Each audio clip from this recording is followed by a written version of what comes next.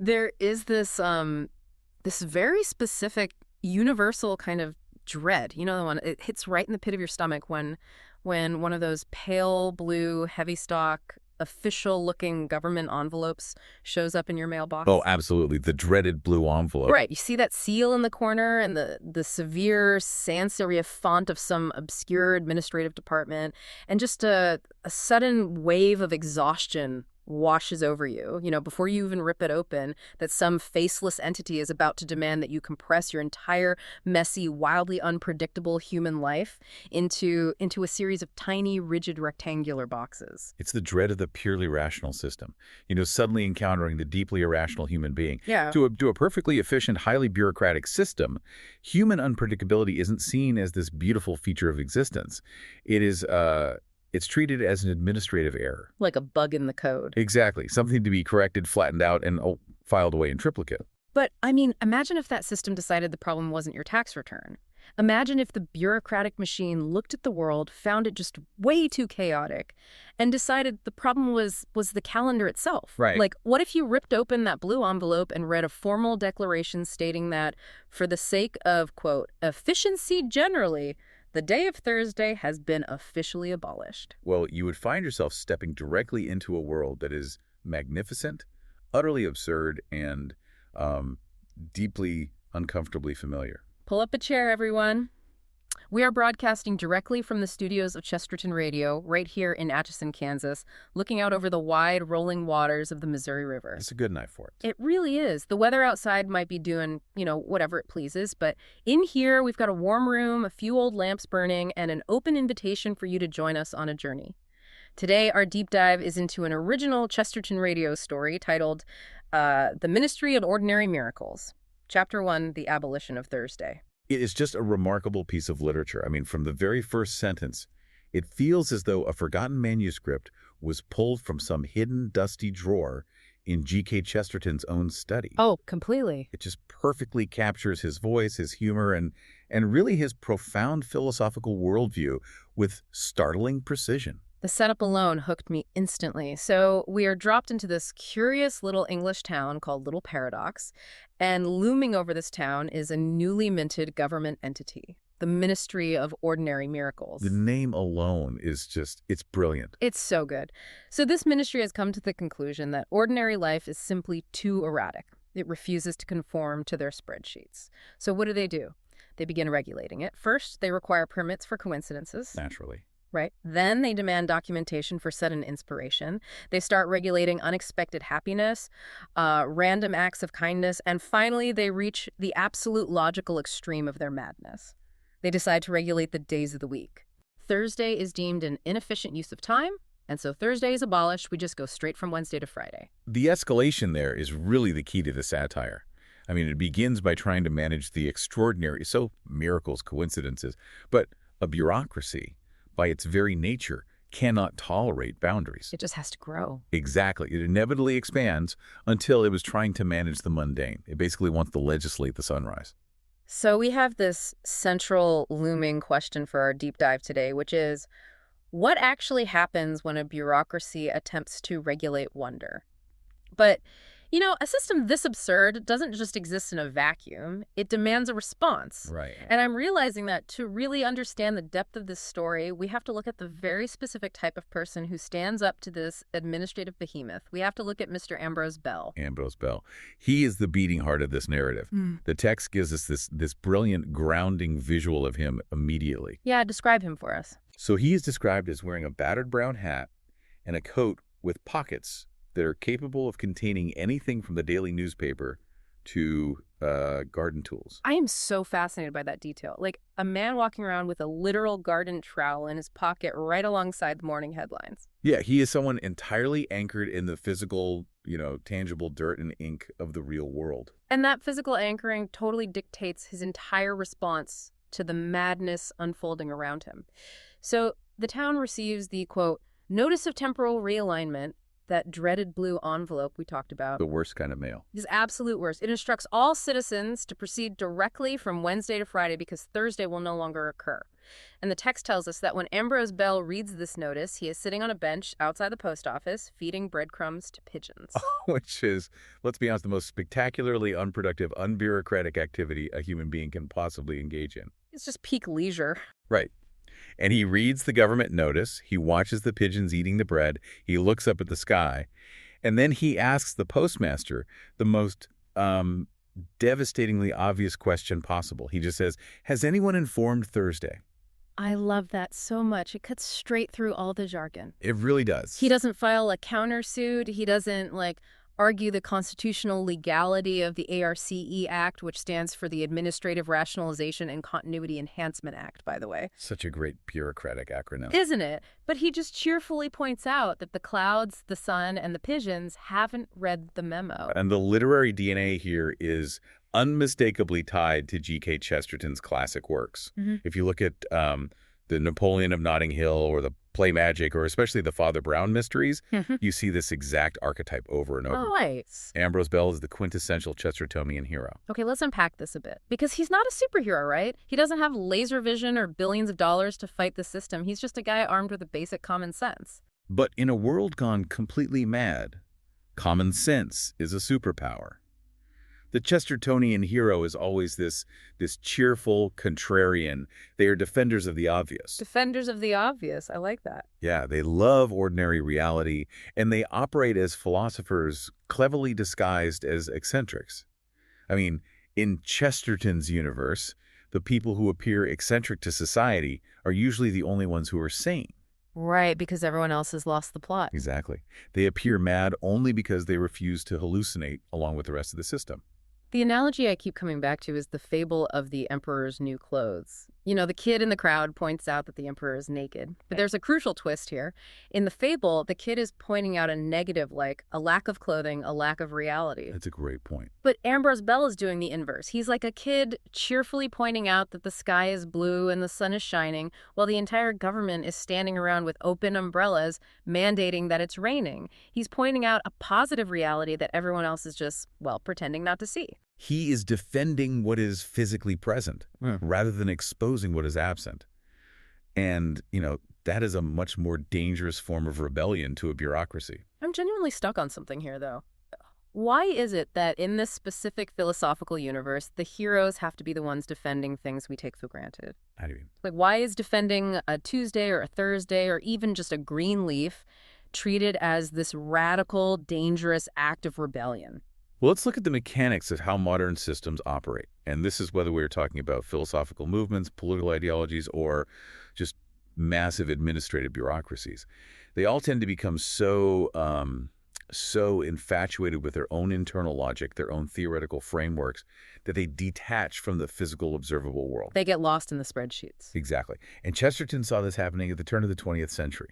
He believed that the most endangered things in the modern world weren't radical new ideas, but ancient, obvious truths. He wrote that we would soon have to draw swords to prove that leaves are green in summer, because theorists would try to argue that color is just a social construct. Ambrose Bell is essentially drawing his garden trowel to prove that Thursday exists. But Ambrose Bell's defense of reality only matters if there is a force actively trying to erase it. I mean, the sheer sanity of the man feeding pigeons is only visible because of the sheer insanity of the man trying to stop him. We have to talk about Deputy Assistant Regional Coordinator Horace Blenkinsop. Oh, Horace Blenkinsop. The syllables of his name literally sound like a rubber stamp hitting a stack of paper. Blenkinsop. It really does. And the text gives us a brutal, almost surgical description of him. 22 years in public service, wearing an impeccably gray suit and permanently carrying a clipboard. The clipboard is essential. It is. He's a man who believes deeply in order, moderately in regulations, and passionately in forms. Reality occupies a distant fourth place in his hierarchy of values. The satire just hits so close to home. What really got me, though, was the town's reaction to all this. Little Paradox accepts the abolition of Thursday with what the narrator calls admirable resignation. Admirable resignation. Yeah, and the reasons they give are hilarious, but honestly, they made me wince a little. The citizens basically shrug and say, well, the trains don't follow the timetables anyway, the town clocks are purely decorative at this point. Right. The tax forms already take 6 pages just to explain the instructions for the first page, so why not abolish Thursday? What's one more absurdity? The author is perfectly diagnosing the psychology of institutional exhaustion. The citizens of Little Paradox have been systematically conditioned to distrust their own lived experience in favor of official documentation. Which is so sad when you think about it. It is. Mrs. Bingley, the baker, she simply relabels her baking schedule. The local school dutifully scrubs Thursday from the syllabus. The mayor actually gives a speech praising the ministry's commitment to efficiency. I really need to play devil's advocate here because I found myself getting legitimately frustrated with the townspeople while reading this. Are people really this compliant? In a word. Yes. I mean, if the government sends a letter saying the sky is green, do we just go out and buy green paint? Or is there something specific about the nature of bureaucracy that literally paralyzes common sense? It is definitely the latter. Bureaucracy doesn't paralyze common sense through force. It paralyzes it through friction. The citizens aren't stupid. They are just worn down. Exhausted. Right. Bureaucracy offers a very seductive promise. If you just follow the rules, if you just check the right boxes, life will be predictable, manageable, and most importantly, safe. Fighting a ministry requires an immense expenditure of spiritual and administrative energy. It is significantly easier for Mrs. Bingley to just cross out Thursday on her chalkboard than to engage in a protracted legal battle over the nature of time itself. Compliance is the path of least resistance. So reality itself has to become the rebellion because the people are just too tired to rebel. And that brings us to the confrontation in the town square, which is absolute perfection. Oh, it's such a great scene. Blenkinsop rolls up in his black automobile, looking down at his clipboard, and insists to Bell that Thursday is discontinued simply because his binder dictates it. His entire argument rests on the phrase that 4 weekdays provide efficiency generally. Efficiency generally. And Bell just laughs and replies that nothing is more dangerous than efficiency general. Efficiency generally is the ultimate linguistic shield for a technocrat. Notice that Blenkinsop cannot explain why 4 days are better. He cannot point to a single human benefit. Nope. He only knows that the system operates with less friction if a variable is removed. It is efficiency for the sake of the machine, entirely divorced from the flourishing of the human beings living inside the machine. Okay, here's where it gets really interesting because I want to take this out of the fictional town of Little Paradox and map it directly onto our world today. Let's do it. Because Bell explains the history of this ministry to Blenkinsop. He notes that the ministry didn't start with a calendar. They started by regulating miracles, then they moved to coincidences, then inspiration, then happiness. Right. They expanded simply because ordinary human life refused to stay within the lines. Citizens needed permits for surprising ideas. They needed documentation to justify unexpected joy. The forms multiplied and the miracles dwindled. You are looking at the inevitable trajectory of algorithmic management and, well, data-driven social engineering. The desire to quantify the unquantifiable. Let's pull on that thread. I want to know what the Ministry of Ordinary Miracles would do if they had access to modern artificial intelligence. Oh, boy. Seriously, if Horace Blenkinsop traded his clipboard for a predictive AI model, how far would this go? Would they try to engineer human love? Would they try to schedule artistic inspiration? Well, they wouldn't just try. They're already trying. Wait, really? Look at the architecture of our current digital lives. Dating apps are essentially an attempt by a ministry of miracles to engineer serendipity through data points and predictive matching. Oh, wow. I never thought of it like that. Yeah, and recommendation algorithms on streaming platforms are trying to predict and therefore manage what art will move your soul based on your past clicking behavior. That is so true. If an AI-equipped Blenkinsop saw 2 people bump into each other in a coffee shop, fall into a spontaneous conversation, and fall in love, he would view that as a catastrophic failure of his predictive models. Because it wasn't tracked. Exactly. It was an unsanctioned connection. An AI ministry would want to schedule your joy for a Tuesday at 2:00 p.m., provided you filled out Form 8B in advance. I'm looking at the mechanics of those systems, though, and I see a massive flaw. They never actually deliver on the promise. No, they don't. The dating apps don't guarantee love. They often just gamify loneliness. The recommendation algorithms don't give us profound art. They feed us homogenized content that just keeps us scrolling. Why do genuinely human experiences remain so stubbornly resistant to this kind of engineering? Because human meaning is inherently inefficient. Inefficient? How so? Think about what actually matters in life. A sudden burst of laughter, an unprompted act of sacrifice, a moment of profound artistic inspiration, a sudden realization of grace. None of these things operate on a straight line from point A to point B. Right. Meaning is almost always born out of friction, out of unexpected collisions. The ministry, whether it's fictional or a modern tech conglomerate, wants to eliminate all friction and unpredictability. But the unpredictable space is the only place where the human soul actually breathes. The system wants a straight line. But life is a wildly unpredictable spiral, and the ultimate uncooperative variable in this story is Thursday itself. Yes, the day that refused to die. The ministry tried to engineer a seamless, frictionless jump from Wednesday straight to Friday. But Thursday stubbornly refused to be deleted. And the prose detailing the arrival of the unauthorized Thursday is incredibly evocative. The text notes that the sunlight filtering through the trees has a distinct Thursday quality. The birds are singing Thursday songs. The ancient church bells ring Thursday notes. I was laughing out loud at the exchange between Belle and Mrs. Bingley. Belle walks up to the bakery and tells her that Thursday is everywhere and that the air literally smells like Thursday. It's so absurd. She looks at him like he's crazy and asks how a day of the week can have a smell. And his response is just brilliant, the same way it exists. Perfect. It's absurd comedy, but the philosophical point is razor sharp. You cannot cross a fundamental reality out with a pen. The telegram from head office arrives shortly after, confirming the disaster. The ministry reports increasing instances of unauthorized Thursdays and widespread temporal noncompliance. Temporal noncompliance. I mean, it is the perfect sterile bureaucratic phrase to describe the majestic turning of the earth. It really is. But we need to look closer at the literary architecture here. Why Thursday? Why did the author build this entire conceit around Thursday rather than Monday or Saturday or Tuesday? The story drops a few hints about the personality of the days, right? It suggests that Monday is too obvious a target. Tuesday is far too industrious and busy. Wednesday is entirely occupied with the process of becoming Thursday. Right. And Friday spends its entire existence pretending to be a holiday. So Thursday sits in this unique, overlooked sweet spot of the ordinary week. That's true.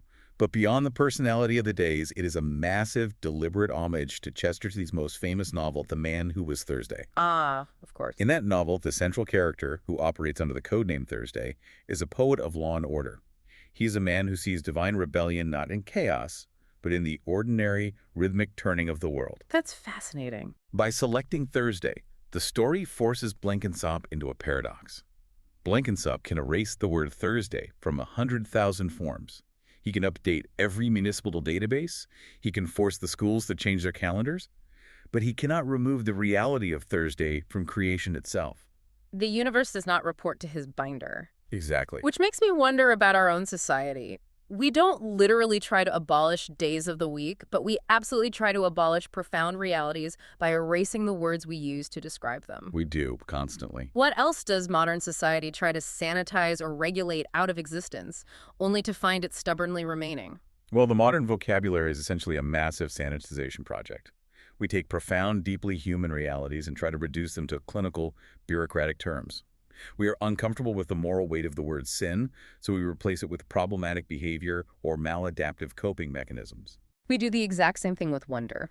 You read an article about the feeling of awe, and it's immediately reduced to a purely neurological transaction like a specific release of dopamine and serotonin in the prefrontal cortex. Yes. We attempt to explain away beauty as mere evolutionary geometry. We claim we only find a landscape or a human face beautiful because symmetry implies reproductive fitness or resource abundance. Which just sucks the life right out of it. It does.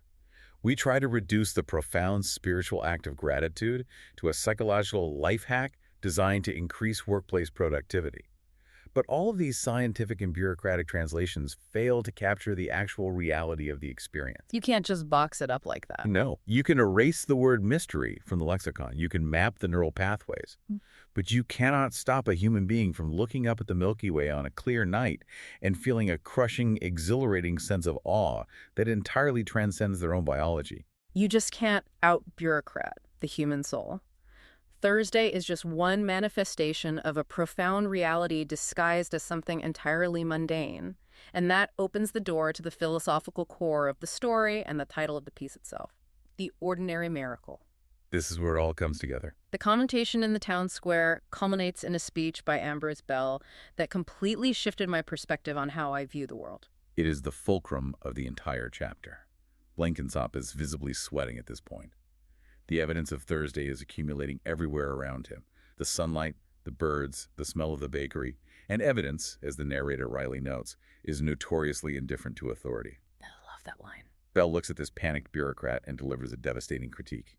You thought miracles were rare interruptions. What if they aren't? What if existence itself is miraculous? What if sunrise is miraculous? What if friendship is miraculous? What if bread is miraculous? I really want to break down the mechanics of that idea.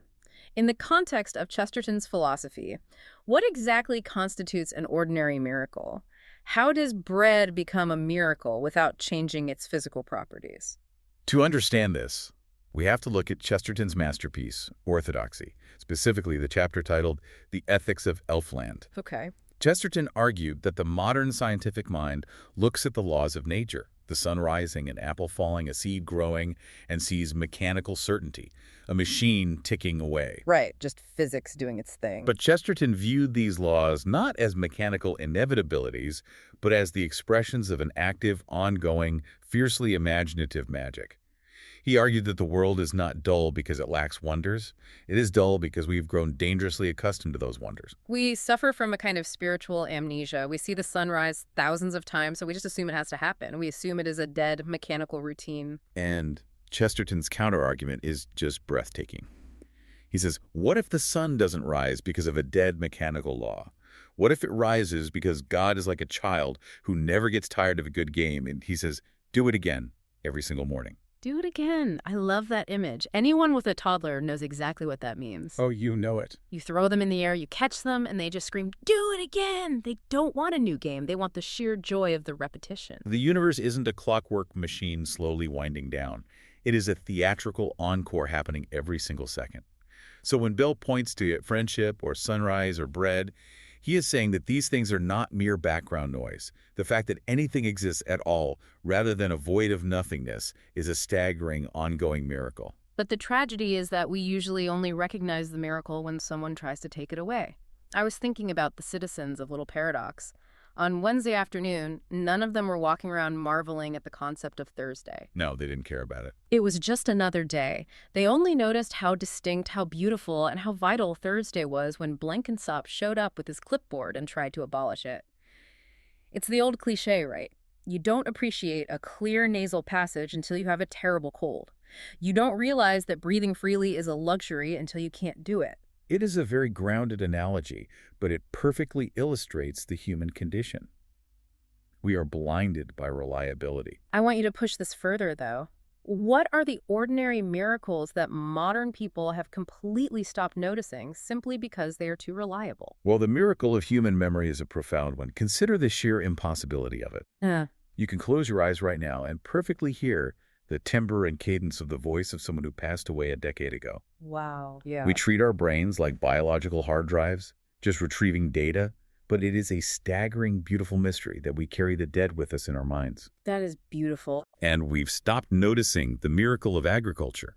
The fact that you can bury a dead-looking seed in the dirt, pour water on it, and it will build a tree out of thin air and sunlight. We've stopped noticing the alchemy of baking. The fact that inert flour, water, and microscopic yeast can transform into bread. Bread is the ultimate ordinary miracle. We buy it in plastic bags at the supermarket, we throw it in the toaster while scrolling on our phones, and we actually complain if the crust is a little too hard. We are entirely numb to the magic of it. Completely numb. But if routine is what blinds us to these miracles, then it stands to reason that a disruption of that routine, like a mistake, an error, a loss, might actually be a secret gateway back to wonder. And the author knows this, which perfectly sets up the tease we get for Chapter 2 at the end of the text. Yes, the Department of Lost Keys and Found Wonders. I read that title and immediately wanted to read the next chapter. The inciting incident is so clever. We are told that somewhere deep in the labyrinthine headquarters of the ministry, a low-level clerk accidentally files a report in the wrong cabinet. Just a tiny, mundane filing error. Exactly. But this single mistake triggers an administrative crisis that eventually proves miracles do not ask for official approval. The thematic brilliance of focusing on lost keys cannot be overstated. Consider the psychological state of losing your keys. It is arguably the most universally frustrating, mundane, profoundly unmagical experience a human being can endure. Oh, it's the worst. It represents pure, infuriating disorder. It derails your entire existence. You are late for work, your heart rate is spiking, you are frantically checking the same coat pockets for the 5th time, hoping the keys magically materialize. You feel entirely out of control. And that is exactly the point. It shatters the illusion of control. But consider the precise psychological mechanism of the moment you finally find them. Where are they? Always in the stupidest place. Right. They're always in the most absurd location, the refrigerator, the door lock, under a magazine. And in that fractional second of discovering them, before the frustration returns, there is a genuine, involuntary rush of joy, relief, and gratitude. Oh, that wave of relief is massive. It feels like a tiny, unauthorized intervention by the universe. The story is drawing a direct, philosophical line connecting disorder, filing errors, and the capacity for discovery. So what does this all mean for how we live? Like, I have to ask. Let's say we achieved Horst Blenkinsop's ultimate dream. Let's say we engineered a perfectly managed, flawlessly organized life. Nothing is ever lost. No report is ever misfiled. A technocrat's paradise. Right. Your keys are biometrically tracked via satellite, so you literally cannot misplace them. Would that hyper-efficient life actually become less human? Would the elimination of loss essentially strip us of the capacity for joy? Let's trace the mechanics of that hypothetical life. A life without the possibility of loss is a life without the possibility of being found. If every single event, object, and interaction is perfectly predictable and guaranteed by a system, we lose the capacity for surprise. And surprise is essential. It is. And without surprise, the mechanism of gratitude breaks down. You cannot be truly grateful for an outcome that was mathematically guaranteed to happen. You can only be grateful for a gift. By trying to eliminate the negative friction of losing things, Blenkinsop's system inadvertently destroys the positive friction of discovering things. The joy of unexpected discovery. The idea that life is not a formula to be solved, but a gift to be received. This pushes our discussion out of the realm of bureaucratic satire and straight into theology. It really does. Because Chesterton didn't just see this as a quirk of human psychology. He saw it as the fundamental nature of the universe. This brings us to the climax of the chapter, the theology of surprise. The climax of this chapter is masterful because it is incredibly subtle.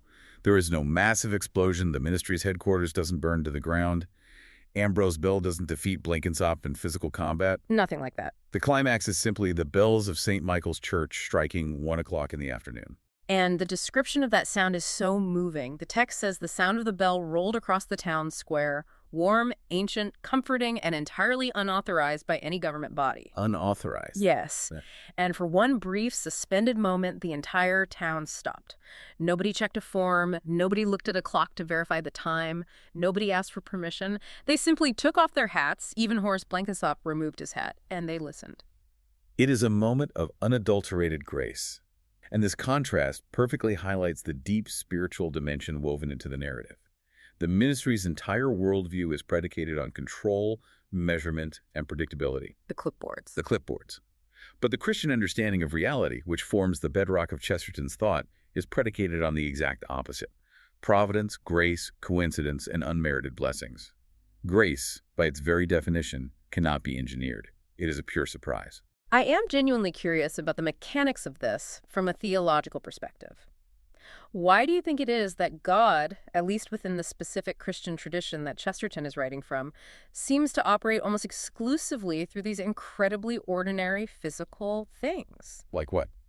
Like bread, wine, water, the striking of an iron bell, a Thursday afternoon. If you were the creator of the cosmos, why not use sky-splitting, cosmic, undeniable events all the time? Why the subtlety? Because if the divine only operated in the spectacular, if God only showed up in earthquakes and parting seas, then the vast, overwhelming majority of human life would be entirely devoid of spiritual meaning. Oh, that makes sense. Think about how we spend our days. Most of our lives are not spent on mountaintops having visions. Most of our lives are spent washing dishes, walking to the post office, sweeping the floor, and waiting for the bus. Just living life. Exactly. The sacramental theology of Christianity does not attempt to replace the ordinary physical world with a purely spiritual one. It attempts to transform the physical world. It declares that the divine is hiding in plain sight, inside the mundane. It elevates the physical world rather than discarding it. Precisely. Water becomes a vehicle for baptism and rebirth. Bread and wine become a vehicle for communion. And a normal, rainy Thursday becomes a canvas for divine providence. The mundane is infused with the eternal. Which makes Ambrose Bell's perspective the ultimate subversion of the bureaucratic machine. The ministry looks at a loaf of bread, and what do they see? A regulatory nightmare. Right. They see a carbohydrate that requires a health and safety permit, a tax levy, and a transportation schedule. Ambrose Bell looks at that exact same loaf of bread and sees a daily recurring miracle that connects him directly to the divine. And that ultimately is the synthesis of this entire story. The great deception of the modern world is that we are waiting for extraordinary things to happen to prove that life is magical. But the truth, as the opening lines of the story suggest, is that the greatest miracle is that ordinary things happen at all. It is a miracle that the sun bothered to rise today. Yes. Yeah. It is a miracle that you and I are sitting here by the river, possessing the consciousness to discuss a story. It is a miracle that gravity is holding us to the floor instead of flinging us into the void. It is all wildly improbable, unearned gift. That is the quiet tragedy of Horace Blenkinsop and his Ministry of Ordinary Miracles. When you try to regulate the gift, you inevitably forget who gave it to you. And worse, you forget how to be thankful for it. Wow. This has been an incredible journey. As we bring this deep dive to a close, I want to leave you, our listener, with a specific, practical challenge. Let's hear it. Drawing from the final, lingering reflections in the text, we want you to examine your own routine tomorrow morning. We want you to intentionally look for one ordinary miracle. Don't look for a burning bush. Look for something so reliable that you have completely stopped seeing it. What is one ordinary miracle you think the listener should look for tomorrow? I would suggest looking for the moment when someone you know laughs at a joke you didn't plan. Oh, that's a good one. Pay attention to that spontaneous, unscripted connection between two minds. It is a neurological and spiritual event that cannot be engineered by any algorithm or mandated by any bureaucracy. It is a fleeting, beautiful, highly localized miracle. Look for the unexpected laugh. What about you? For me, it is the smell of coffee in the kitchen before the rest of the house wakes up. It is such a simple, basic sensory experience, but it's a daily reassurance that the world has started spinning again, that a new day has been given to us, completely unprompted by me or any government permit. Find yours tomorrow.